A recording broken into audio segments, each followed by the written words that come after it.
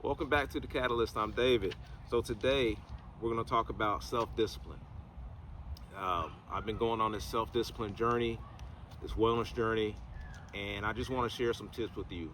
Some things that I wish I would have known before I started, and just to help get your mind right and wrapped around some of these things, because I think they're powerful.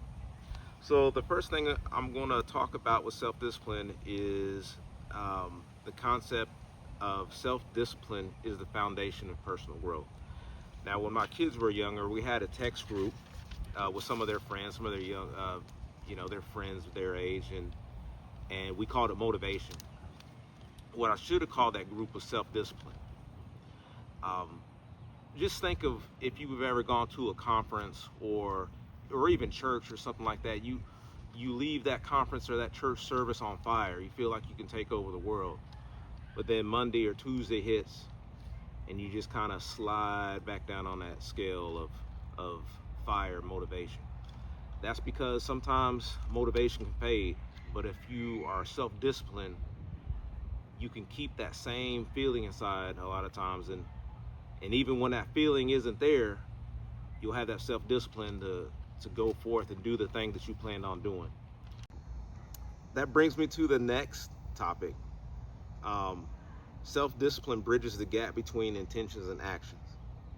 So I intended to start this YouTube channel probably 7-8 years ago. I intended to journal for weeks, if not months, before I started the journal. I intended to wake up early and work out and move my body and get the day started, meditate, pray. But I didn't do it until I had that self-discipline to do so. So that's why I say it bridges the gap between intentions and action, because you have to take action. All right. So this last one is very near and dear to me. It's self-discipline is the highest form of self-love. So that means healthy boundaries.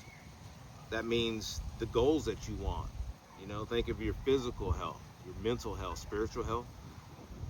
It's doing what you want to do and how you want to do it. And I think when you do that with self-discipline and with the things that get you through the hard days and the hard mornings, it just feels so good when you do it. And because it feels so good, it's loving yourself. And it's not lying to yourself. It's telling yourself that you can do hard things, and that builds resilience. That's all I have for you today. Just real quick, 3 little things about self-discipline.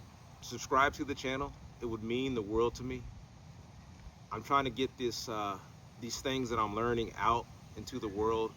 Like I said, I intended to do something like this for many years. Now I'm mid-40s, and I think I have something to say for people my age and people a little bit younger, maybe even people a little bit older than we are. So please subscribe. That helps us out. And that's all I got for you today. Take care and be safe.